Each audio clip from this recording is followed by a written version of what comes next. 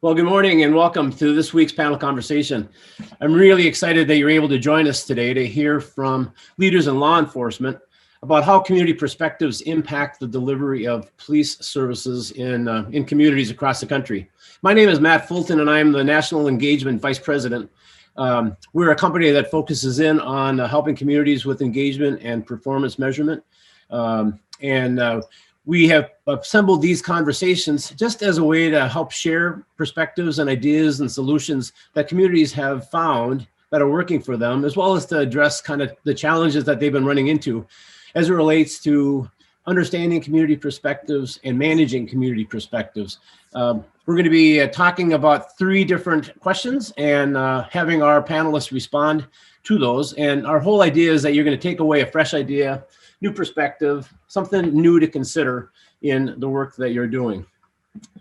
Here's the format for the conversation today. We'll start off with a quick introduction of our panelists and then allow them a little bit of time to introduce themselves as well. And then I'll kick off the conversation, kind of set up the situation and the conversation we're going to have.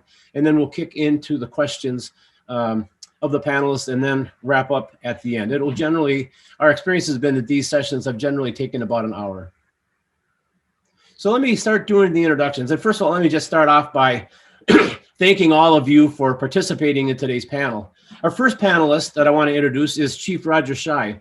Chief Schei served in law enforcement for 30 years, including 26 with the Pocatello Police Department, where he's currently the Chief of Police. Because he's come up through the ranks, he's got a deep experience in all aspects of the department. And that, of course, has helped him to be a well-versed officer. He's a graduate of the FBI National Academy and the FBI Command College, as well as holds a criminal justice bachelor's degree.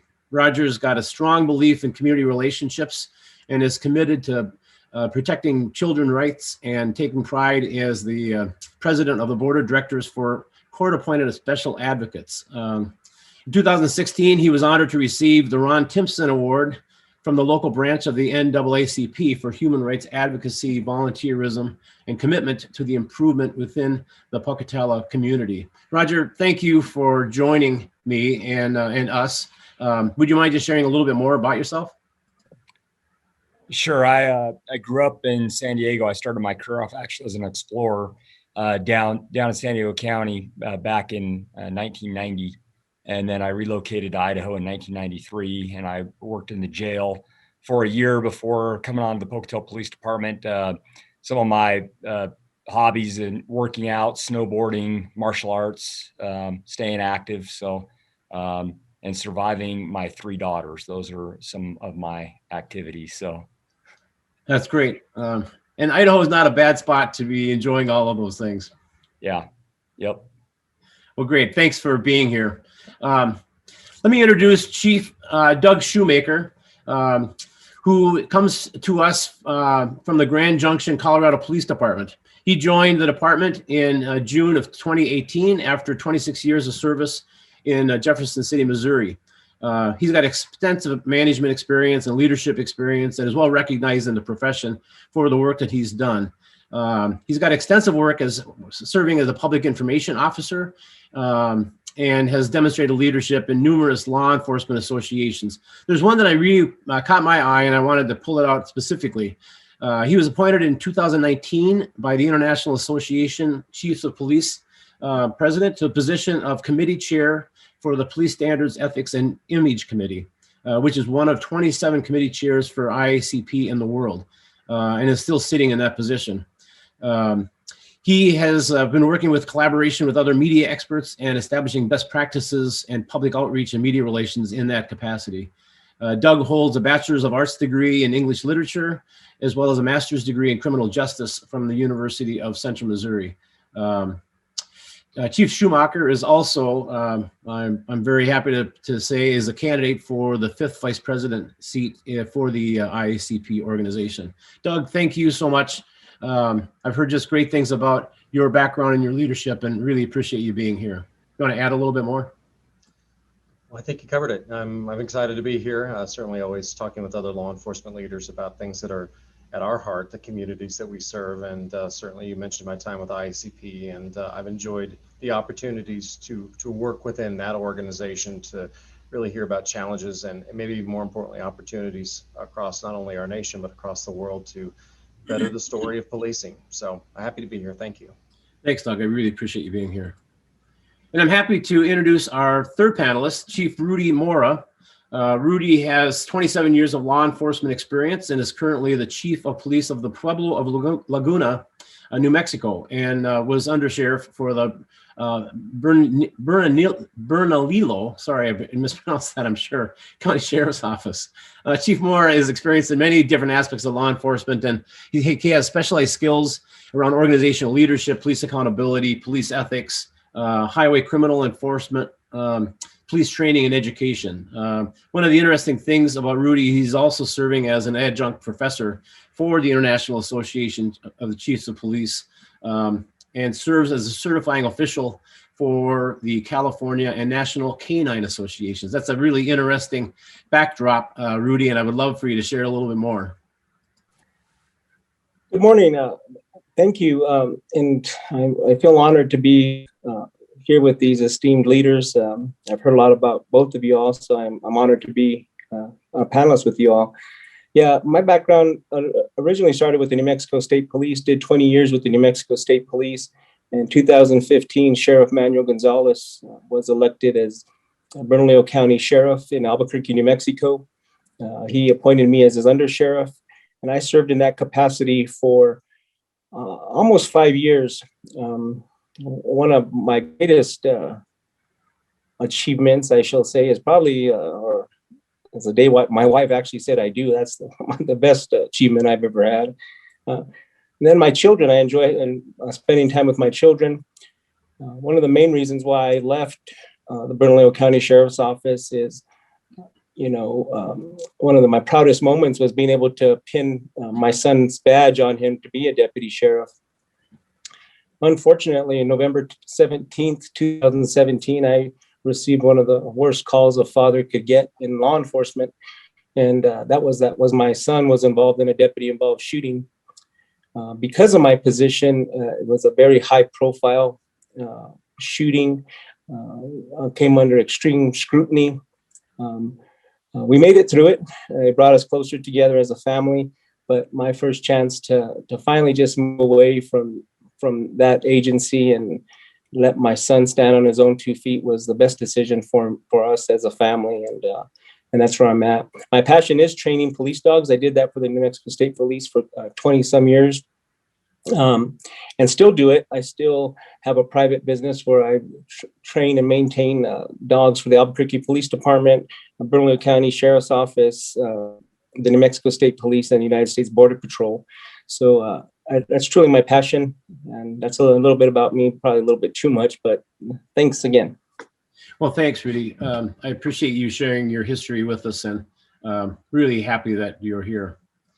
Well, let's get on to the conversation. And today's conversation is about putting police needs and expectations into a community context. As a city manager of over 30 years, I totally appreciate the importance that public safety plays in impacting every aspect of a community's quality of life and overall success.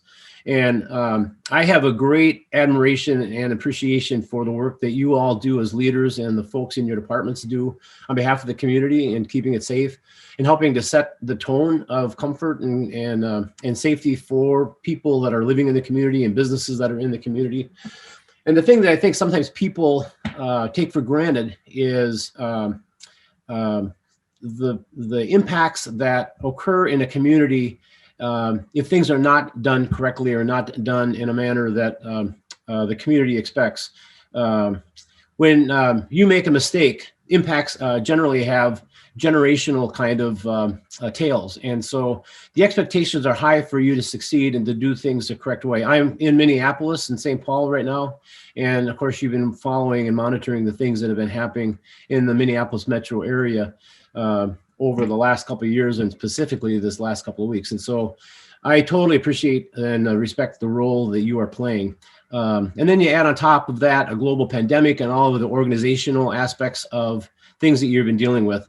So your roles are not easy and come with very high expectations and can have huge impacts on a community's success. So, so how do you go about understanding the current needs of the community and then being able to manage those expectations, all while being accountable, demonstrating trust and equity for everyone? We know through our research that over the past 2 years, there's been a meaningful shift in resident sentiment about resident sentiment about police activities in the community. Community unrest over the past year has impacted the levels of trust and accountability and kind of overall aspects of public safety. And while it's interesting to see the shifts in sentiment overall, it's really noteworthy to point out that the areas where resident priorities actually have increased is in those areas that bring police departments and officers together with neighborhoods and to do more neighborhood type of problem solutions. And so that's a really interesting aspect and outcome of some of the activities that have happened over the last couple of years. This information all comes out of our National Police Services Survey, which is really designed to help residents and communities get resident perspectives on feelings around police services and experiences with police activity. So our discussion today is really hopefully to explore how you go about understanding resident perspectives and managing resident perspectives and all of the kind of related activities to that. So there's 3 questions I want to ask each of you. The first one is, what role should the community play in guiding or influencing the delivery of police services? The second one is, what strategies do you use for managing community expectations? And then the third one is, what tools and methods do you use to understand what those expectations are and what the priorities are regarding the services that you're delivering to the community? So with that, I'd love to kick into the questions. And Chief Schei, I'd like to start with you. Can you talk about what role the community plays in guiding or influencing the delivery of police services in Pocatello? Yeah, we have to have a good, strong relationship with our community. I think that's where it starts. Everything starts with listening to what your community expects from you, and then forming your expectations from that. In our town, we've got Idaho State University, which impacts our influences. We're at the intersection of 2 interstates, so we see a lot of traffic coming up and down from Yellowstone. So those are a lot of things that we see that can influence that. But the number one thing you can do is build a relationship. And I think Sir Robert Peel said it best when he said the police are the public and the public are the police. And we're the only people that are paid to pay full-time attention to our welfare and safety of our community. And I think that once you understand what your community expects from you, you can derive your department expectations. And we've done that here. I've got 5 of them. And the first one's attitude. I'm a firm believer that your attitude dictates your behavior, that it will actually reflect on you. We're pretty transparent people, and people will know if you're dealing with a cop that has a bad attitude or a good attitude, and what that outwardly reflects. The second expectation I have is hard work. And I tell the officers I expect them to handle every call as if their family's involved. If you do that, then you will do good reports. You will make sure that you are following through, you're following up, you are collecting all the proper evidence, and you are handling all those calls and doing a good job on that. The third one is to balance things out, have balance. So hard work, or attitude, hard work, and balance is the third. Balance your decisions. Be balanced in your life. Be balanced in your relationships. And we juggle a lot of things. And you hit the nail on the head when you said that one event can have a huge impact across law enforcement. Those are those things we juggle that are made of glass. If you drop them and you break them, that's going to have that huge impact. Some things are made of rubber. Those things bounce back pretty quick. So we need to be very, very careful when we're balancing the things that are made of glass. The fourth one I have is respect. And in order to get respect, you have to give respect. And I think that that's some of the things that our community really expects from us, is that when we're respectful of them, they'll show that back. our job is to build those bridges with our community so that we can understand and we can make shifts and adjustments and things as they happen. And then the fifth one I have, and that's the last one, is to protect the gift. And what I mean by that is what legacy do we want to leave behind?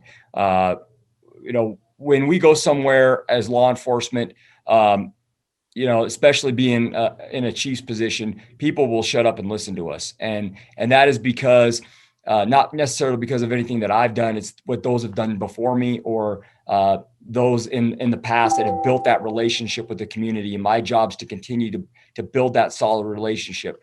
And I remember working as an explorer down in San Diego County in 1992 when Rodney King happened. And that left a lasting impact on law enforcement. And it kind of started the videotaping of how we do things. Now we all have body cameras and in-car cameras and cameras on our intersections. So I tell the officers to protect that gift of trust that our community has given to us. And so we do the right things for the right reasons the first time. And so I think that our communities expect that from all of us. And I know that every agency has expectations, but I think that going out, talking to them, building that relationship is critical. That's great. I love those 5 expectations that you have of your department, and it really kind of shapes the connectedness that you have with the community. So thank you for that. Chief Schumacher, can you talk about the role that the community plays in guiding or influencing the delivery of police services in Grand Junction? Sure, happy to, and I appreciated the points the Chief mentioned as well. Those are, I think, great guiding principles for all of us. The funny thing is in policing, we all police different communities.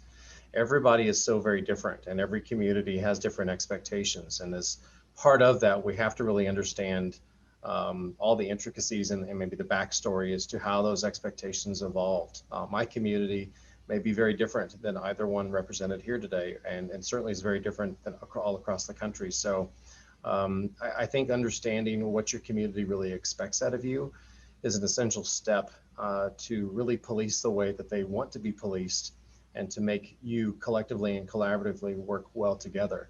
It's funny in policing, we've really changed over the last of 30 plus years in terms of how we deliver our message and how we work with the public. And when I started, much like the Chief just mentioned a minute ago, it was around the Rodney King days.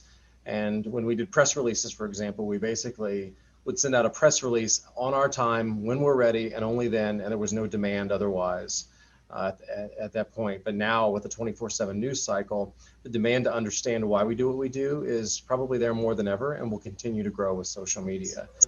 Remember, it's important as we look at policing across the country, is that the only reason we're doing our jobs is because our public allows us to do the job, right? And I think we've seen that over the past year, is that sometimes we're outnumbered by a lot, and the only reason we can keep orders because we're allowed to keep orders. So that's a pretty heavy lift to understand that. But working with the community to really truly get ingrained with the culture of the community can then create the culture for the agency. We're unique here in Grand Junction in that we're actually the police department for the local university, Colorado Mesa University. So we are the police department for the university, in addition to everything else that we do. That provides some challenges, but it provides many more opportunities to really interact with our most diverse population, certainly within our city. And from that have sprung several different new groups and discussion points that I think have allowed us to really understand more as to what the young folks who go to that university expect out of us. And as we look to the future, I think that's been extremely valuable. So it really comes down to understanding the culture of the city, and it's very incumbent upon leaders of organizations to understand what that looks like, and then make sure that everybody within the organization really has a true 360 understanding of that as well. Yeah, that's great. One of the things I would just kind of point out, what our research has shown that only 48% of the population has actually had interactions with the police department over the prior year. And so that means that half of your population really has not had any direct engagement with any police officers. And so the point that you're bringing up about understanding the community culture, the community expectations and priorities, so that you can deliver services in a way that's consistent with those values, it does require you to reach out a little bit deeper and find ways to connect with residents so that they can help kind of guide you with those expectations and priorities. So does that make sense? Perfect sense. Well summarized. All right. Thank you so much. Chief Mora, can you talk about the role that the community should play in guiding or influencing the delivery of police services in Pueblo of Laguna? Absolutely, and it's extremely important, and I echo exactly what these other gentlemen have mentioned. You know, the Pueblo of Laguna is very unique with its cultural diversity. We're a BIA 638 grant-funded agency under the Self-Determination Act of 1975. So it's been extremely challenging to modernize a police agency while at the same time trying to respect the culture and traditions of the Pueblo. To give you a little background of our Pueblo, as it relates to community policing, we have 7 villages here on the Pueblo of Laguna that are relatively spread out, and they all have their own traditional village officials, which are called mayordomos. And they are essentially the village police that handle all the incidents that revolve around cultural violations. The police department steps in when obviously crimes against people or crimes against the Pueblo have occurred. But our biggest tool is those village officials and those mayordomos who are our bridge between the police department and each village. Each officer, we have an officer assigned to each village to understand their needs from the police department. At that point, then we meet quarterly with the entire villages and making sure that we're meeting their expectations.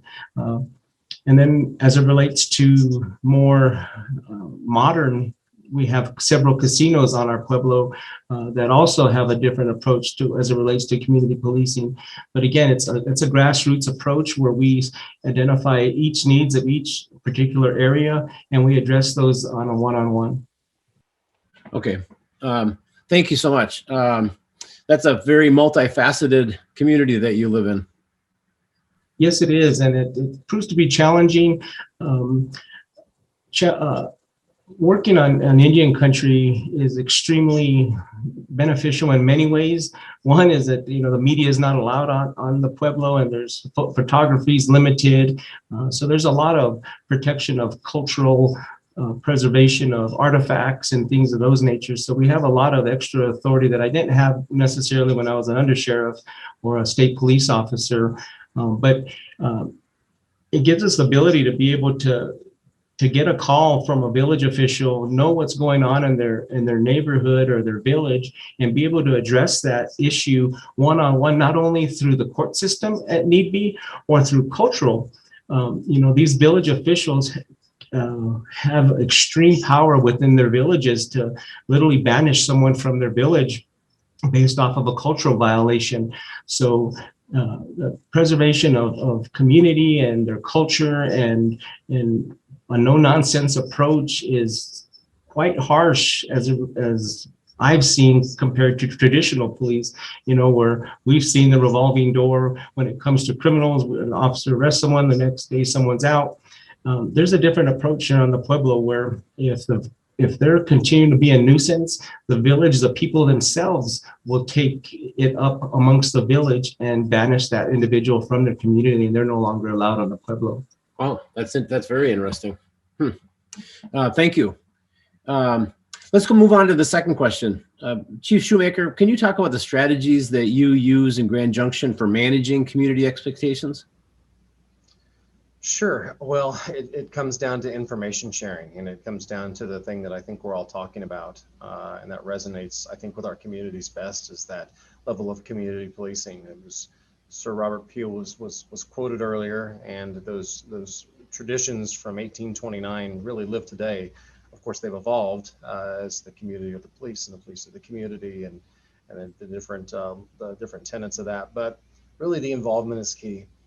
Agencies that typically are more closed off or more secretive about what they do probably don't have as much citizen engagement and therefore not as much citizen buy-in.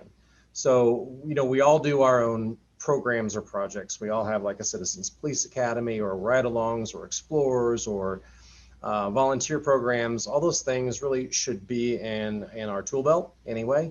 But we have to figure out, again, I go back to the first question, locally as to what works for us. So for us, we even have a Latino Citizens Police Academy geared strictly towards our Latino population to try and break down those traditional barriers and sort of their thought process, our Latino population, as to what they think of police versus what we're really about.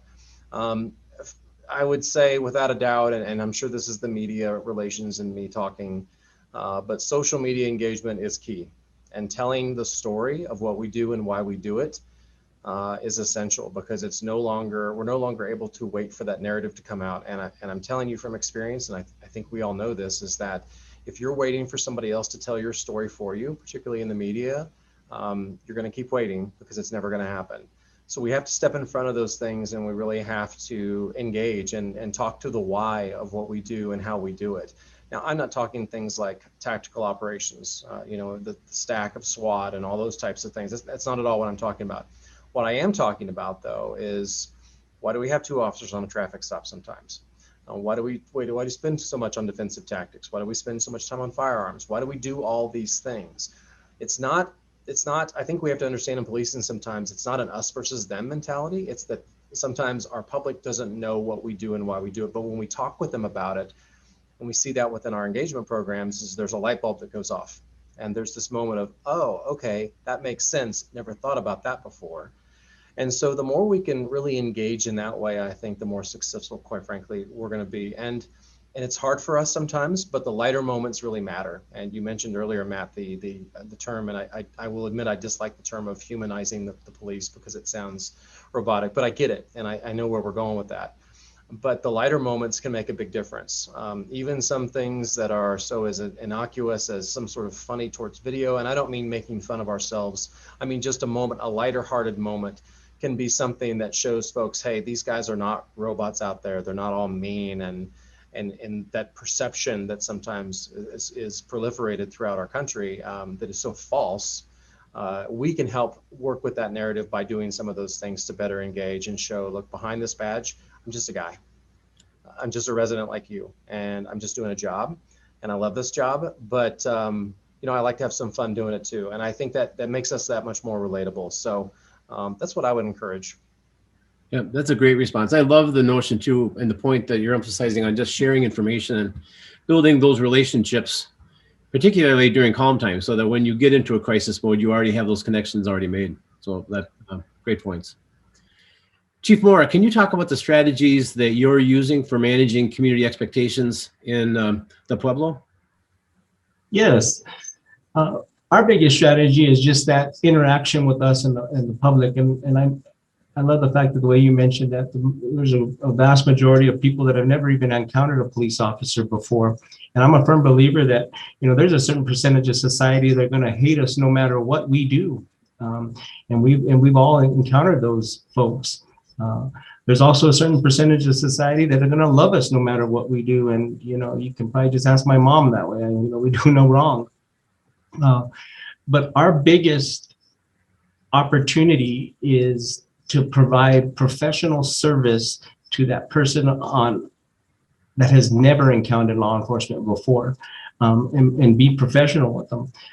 And the approach that we take here in the Pueblo is we don't know who that person is. We treat everyone with dignity and respect. We're out there with the public.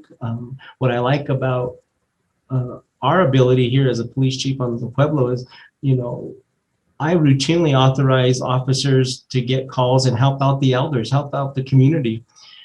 There's times that we're busy and we're short-staffed, just like many agencies, but it's not uncommon for us to get a call here at the Pueblo Police Department to go help someone split some wood, haul some groceries for an elder, and those interactions are tenfold, and they really bridge any gap that we have between us and the community.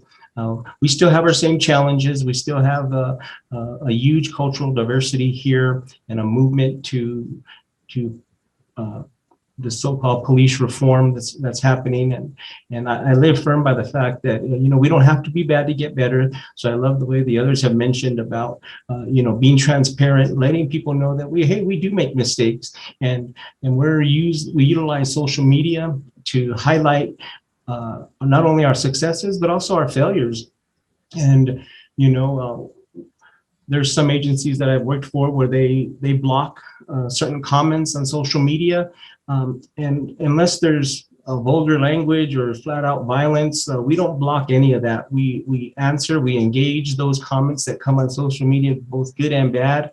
And at the end of the day, it's followed up with, appreciate your comments, and as long as we're here, we're going to continue to protect your constitutional right of free speech, and we leave it at that. So again, it's just those interactions and taking every opportunity, again, good or bad, to make that interaction with the community, just to let them know that we're people too. That's great. And I suspect that the community culture helps to build those relationships and that interconnectivity, and those personal things that you're doing with your officers to make those connections work kind of builds that community capital that we were talking about earlier.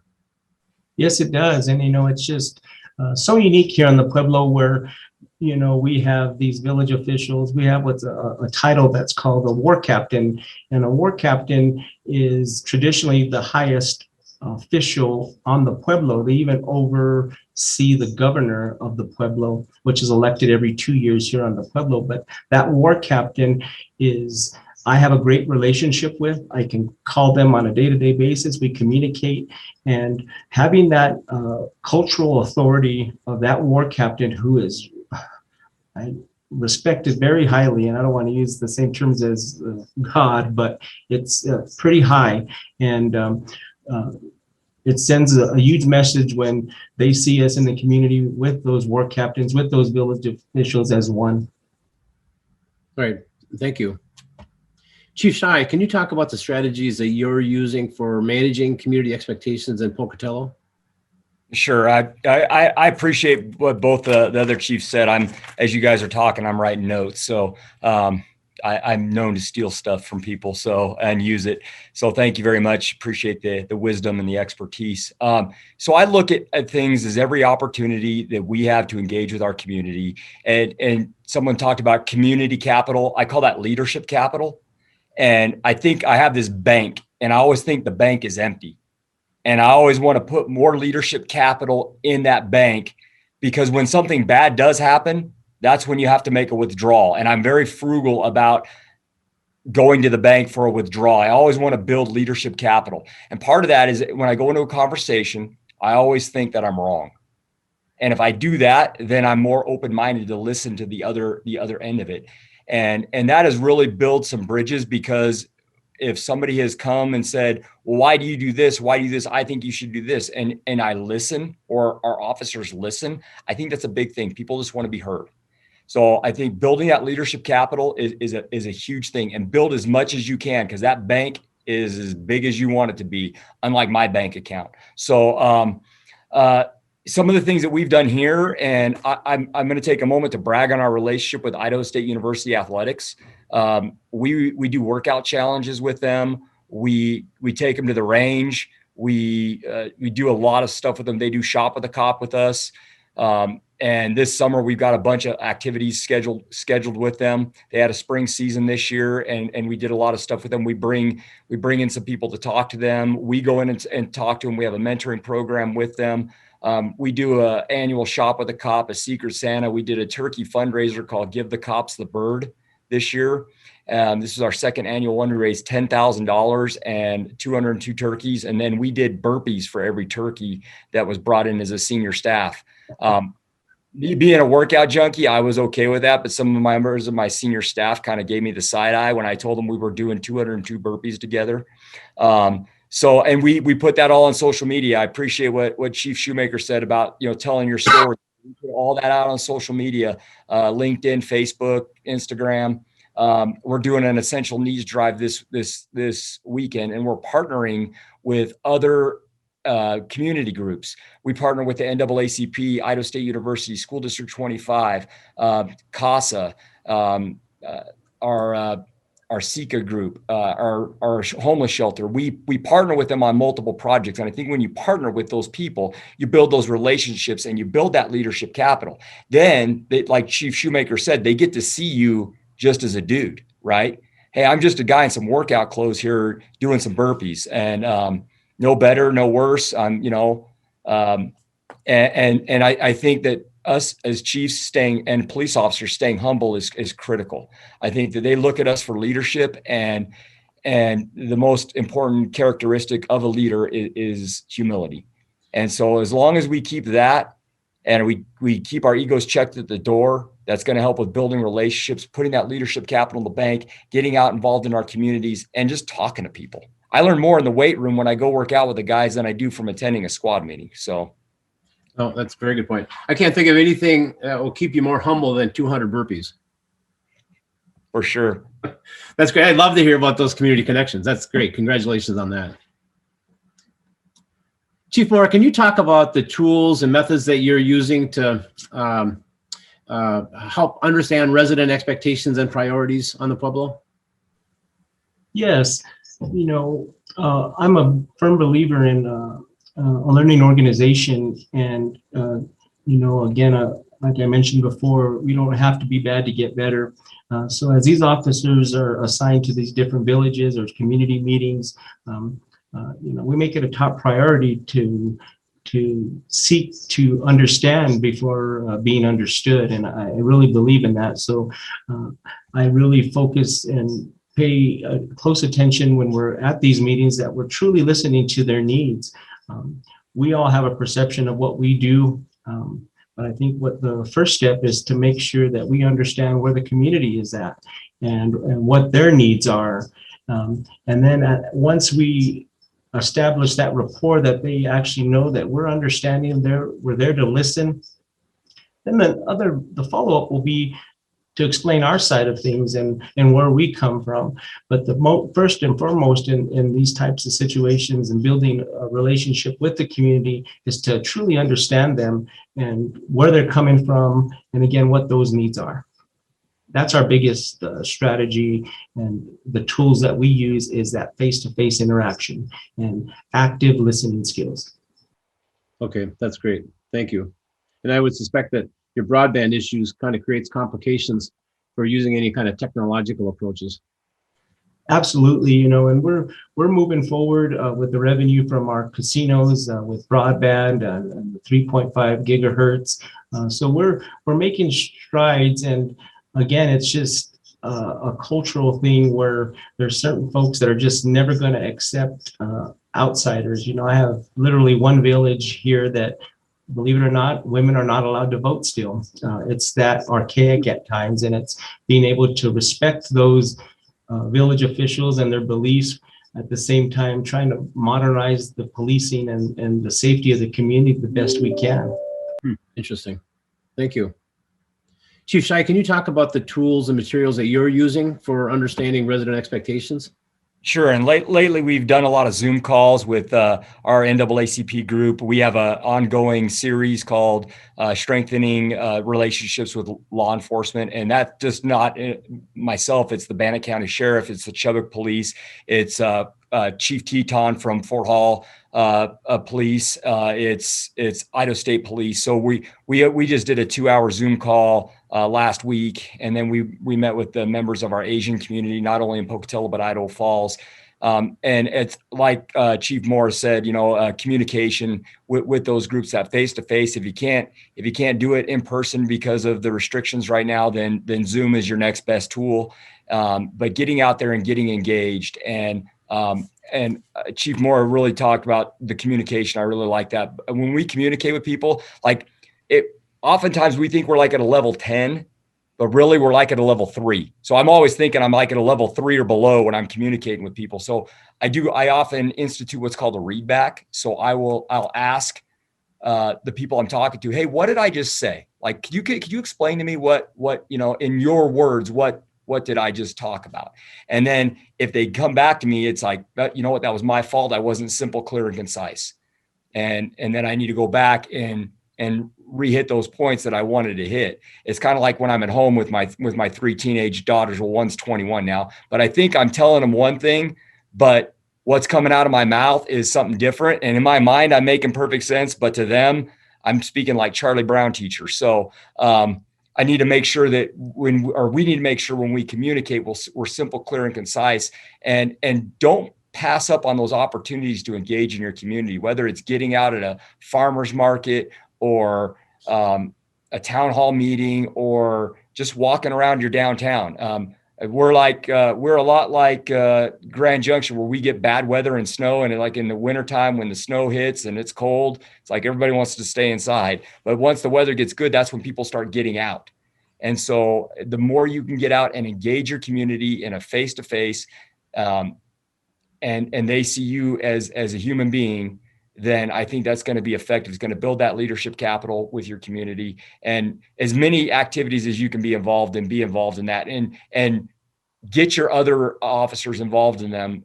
We have a specific group that's assigned just for community outreach, but in my opinion, through decentralized command, everybody leads and everybody is out there doing that community outreach job. So. Chief, are you doing, do you use social media very much for getting input? Yeah, we reach out to our community through Facebook and Instagram. Obviously we can always do better, and every week we're discussing that. Hey, how can we use that tool better, or what else can we do? A lot of times we've been reaching out through the face-to-face, through the NAACP, through ISU, through student groups, through different. We have a Muslim group in town that we do outreach with and get feedback. Our Human Rights Advisory Committee, we meet with them and get feedback from them. So I like social media for that aspect, but I'm like Chief Mora. I love the face-to-face stuff. Yep. Okay. That's great. Thank you so much. Chief Shoemaker, can you talk about the tools and methods that you're using to understand resident expectations and priorities? Sure. Yeah. And I think everything that's been said at this point, quite frankly, I almost feel like I'm doing a recap on what the two chiefs said before me, because they're all great points. It's all about listening. It's all about understanding things. And sometimes those conversations, quite frankly, are very difficult to hear because they might seem like an attack. And that's not where we need to be coming from, because it's exactly like Chief Schei said. If you go in to the discussion maybe feeling like you're wrong or that you have something to learn, as opposed to going into discussion saying, I know everything, I'm loaded for bear, let's go, then it's probably the wrong attitude to approach that way. And Chief Schei also mentioned the trust bank, and I use that all the time, especially when I get new recruits in. I always talk to them about the value of the trust bank. It's something we want to continue to make deposits in as opposed to withdraw. But when we have to withdraw, we don't want to take it all out because it's so hard to build up over time. So I really appreciate that. And when I talk about engaging with the public, I'm not just talking our advocates, because sometimes we turn to those easy ones where we know we have support here. We can go talk to them and kind of pat ourselves on the back and feel a little better about ourselves. But we're not really stretching ourselves. We're not furthering our cause by doing that. Sure, those conversations are important, but are we really gaining traction with the entire community? And my answer to that would be really easily no. It's interesting. I've had the good fortune to work with Simon Sinek and with Chief Jack Colley in Castle Rock, and in Simon's latest book, The Infinite Game. We've had some like one-on-one discussions about that book, and in particular, one-by-one policing. And if you're not familiar with it, I really recommend that you take a look at it, because it's really how Jack, Chief Colley, has worked within the Castle Rock Police Department to take those little victories and understand the culture of the organization. And to me, culture is key. So what I've done here locally, and Chief Schei, I think maybe we had the same thoughts at the same time, or you probably did it first because mine's pretty recent, but we've worked with our local football team with CMU, and actually that happened right after George Floyd. And so I posted something on Twitter, how I felt about things, and then our local football coach, who happens to be the first African-American football coach here at CMU in our history, reached out to me and said, hey, I really appreciate what you said. Let's talk and meet for coffee. We did within 2 days. And from that blossomed this friendship and this respect. And, Coach Jackson, I absolutely now consider a friend, but I show up to football practices, hang out with the guys. And it's funny because that has turned into well, we don't know how other law enforcement agencies do it, but we know the chief. and we feel good here. We feel like, there's a mutual respect. And every single one of those things that we do, every single one is a win for us. And we do it out of our hearts. Not a checking the box thing, we do it out of our hearts because that's what we want to do. And that feels pretty good. And I think it's very successful. We've started a book club within the police department, which was sort of a random thing that nobody saw coming. I said, hey, I've got the Infinite Game. I'm ordering a bunch of copies. Anybody in the agency, records, lab, civilians, sworn, if you want to show up, let's talk about leadership and let's go through 2 chapters at a time. And we actually just met last night. But the conversations that come out of that book, The Infinite Game, for me, have been absolutely so insightful to really learn people's true feelings on things and where they want to go and what they want to do. So I think to be successful, we have to understand our own culture first. Where are we starting? And then where do we want to go? And how does that relate to the public? Because their demands are constantly changing. As they should be. Recently, we had the unfortunate situation, obviously the tragedy in Boulder. And so now everybody wants to know, how are we protected here? What's going to happen? How do we react? And those things ebb and flow with us in terms of what the public says. So we have to be cognizant of what our strengths are and what our challenges are within the organization and within our culture. And then we can really, truly get down to business to serving our community better. That's great, Chief. Those are just wonderful comments. Does your department have a strategic plan that guides you over the next 3 to 5 years? Yeah, we do. We actually are revising it. Thanks, COVID. Last year was not fun because we had so many training elements within that for succession planning and building out staff. But what I did with the strategic plan when I came on board was to do something maybe a little different. And I brought in a representative from every section or division within the department. So civilian line staff, sworn line staff. I mean, literally everybody was touched within the agency. We came together for 2 days and we had a facilitator and went through and we built it from the ground up. And there was no rank in the room. And I really didn't get involved a whole lot. I just wanted to hear what everybody had to say. But we as a collective decided on the strategic plan. And I will tell you the buy-in because of that has been tenfold that if I would have come along with my deputy chiefs and says, here's my plan, here's what we're going to do, go forth and be great police officers. And I think we've been more successful because of that. And I admit fully there are times when you don't have the luxury of time to do those things. But when it comes to the organization and the culture, I want to hear everybody's voice. I think it's tremendous value to the agency. Yeah, well, and COVID has, disrupted everybody's life. So needing to revisit and the way that you approach your strategic planning process makes a lot of sense. And you do get a lot of that great buy-in. And I will just also put on the record that I would much rather go to your book club than to be over in Roger's shop doing burpees.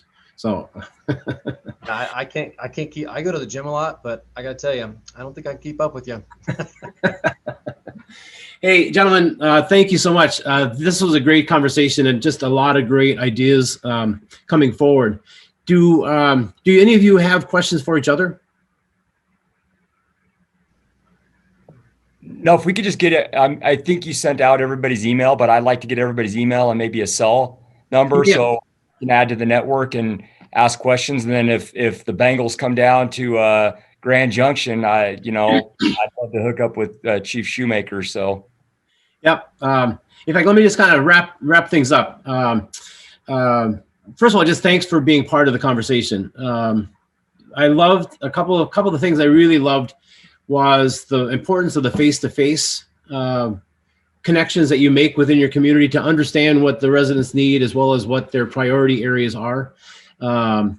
The leadership bank, Roger Schei, that Chief Schei that you talked about, I think is such an important part of maintaining that relationship with the residents. So I really appreciate you bringing that up. The creative ways that you guys have taken to connect with the stakeholders in the community are all just wonderful ways for building those positive relationships and making those connections. And then I really appreciate hearing the community values that Chief Mora has presented on just kind of the unique aspects of his operation and the way that he's protecting his residents in a meaningful way. So great stuff that came out of this. I really appreciate your perspectives and what you've done to share them. To kind of follow up with Chief Schei's point, I will follow up with an email to all of you and give you all the connections for each other so that you can connect if you like to. We do these panels every week. And so if you know of someone who might have some interest in participating, love to have you recommend them and get them in connection with me. And then I can take it from there. You'll start seeing highlight segments of your comments probably within the next week, and you'll see them on LinkedIn. And then because we want to make sure that we're sharing your thoughts, once you get those, if you can just help make sure that you're sharing them on your LinkedIn networks, that would be really very helpful. I want to get to the people who respect you and have them benefit from your thoughts and your comments, and they'll be able to benefit from the 3 to 5 minute segments on each of the individual questions. So look forward to those. And then I'll connect with you probably within another week or so just to get feedback on this panel. I would appreciate getting any thoughts you have for what we can do to make this better. It's all about taking advantage of your knowledge, wisdom, and skills, and then sharing them out. And so if there's ways that we can do it better in a more meaningful way, particularly recognizing kind of professional approaches that you would recommend would be very helpful for me. So with that, I just want to thank you for participating and wish you well in everything that you're doing. You're providing leadership in a really important time. And so I just wish you the best of luck.